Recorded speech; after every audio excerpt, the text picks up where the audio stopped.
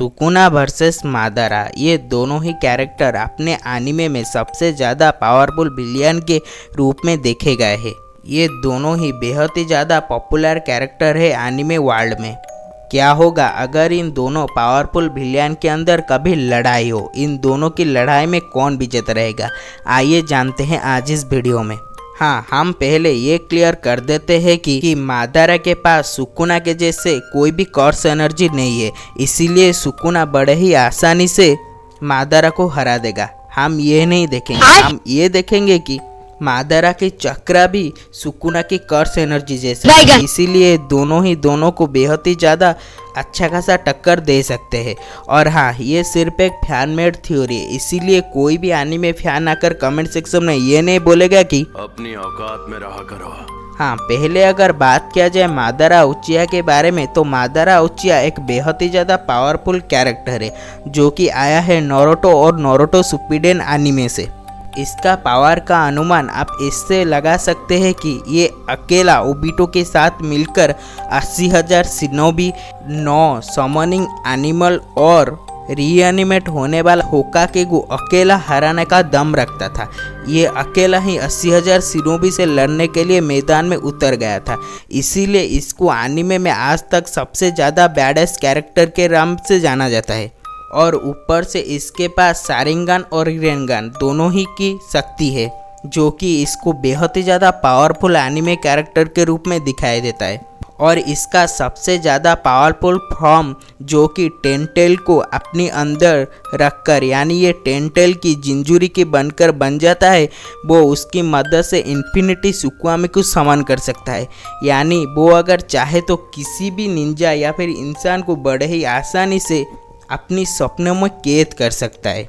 और इसका ताइजुत्सु यानी हैंड टू हैंड कॉम्बैट भी बेहद ही ज़्यादा है। और इसका आईक्यू लेवल इतना ज़्यादा है कि ये हाशिरामा से 3 दिन लड़ाई करने के बावजूद भी ये जान गया था ये अगर मर गया तो वो कैसे फिर से ज़िंदा हो सकता है। इसीलिए ये बंदा बेहद ही ज़्यादा इंटेलिजेंट भी है, इसीलिए एक पॉइंट तो मादारा की शायद जाता है। और अगर बात किया जाए सुकुना के बारे में, तो सुकुना एक बेहद ही ज़्यादा पावरफुल डिमोनिक कोर्स है जिसके पास ना ख़त्म होने वाला पावर है। यानी मादारा उचिया के चक्र एक समय में ख़त्म हो सकता है, लेकिन सुकुना की नहीं, इसीलिए एक पॉइंट जरूर ही सुकुना के खाते में जाता है। और सुकुना का सबसे ज़्यादा पावरफुल हमला है डिमोन एक्सपेंशन, जिसकी मदद से वो मादारा को उसके अंदर कैद कर सकता है। लेकिन मादारा भी इतना ज़्यादा ताकतवर है कि ये अगर चाहे तो डिमोन एक्सपेंशन से बेहद ही आसानी से बाहर निकल सकता है, इसीलिए दूसरा पॉइंट भी मादारा उचिया को ही जाता है। लेकिन सुकुना का हीलिंग फैक्टर बेहद ही ज़्यादा फास्ट है, यानी मादारा को जब माइट गाय ने हमला कर यानी मादारा उचिया को जब माइट गाय ने अटैक कर उसका आधा शरीर को तबाह कर दिया था, तब भी मादारा उचिया को कुछ टाइम लगा था अपने शरीर को रीजनरेट करने के लिए। लेकिन यही बात सुकुना सिर्फ 2 सेकंड के अंदर ही कर सकता है, यानी रीजनरेट होने की पावर सुकुना के पास ज़्यादा है, इसीलिए दूसरी पॉइंट जाता है सुकुना की तरफ। आइए जानते हैं इन दोनों की लड़ाई का अंजाम क्या होगा, इन दोनों में कौन विजेता रहेगा। हमें आज तक एनीमे में मादारा उचिया का फुल प्राइम फॉर्म दिखाया गया है, यानी मादारा उचिया का पूरी ताकत दिखाया गया है, लेकिन सुकुना की अभी भी पूरी ताकत हमें दिखाई नहीं गया है।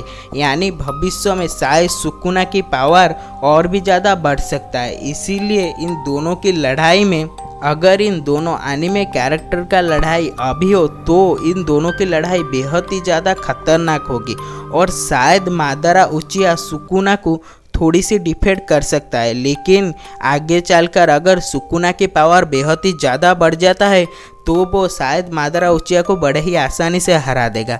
लेकिन हमें अभी तक एनिमे में सुकुना की फुल पावर देखने नहीं मिला। आपको क्या लगता है, अगर इन दोनों के अंदर कभी लड़ाई हो तो लड़ाई का अंजाम क्या होगा, इन दोनों में कौन विजेता रहेगा? आप ज़रूर ही अपना मत हमें कमेंट के माध्यम से ज़रूर बताइए।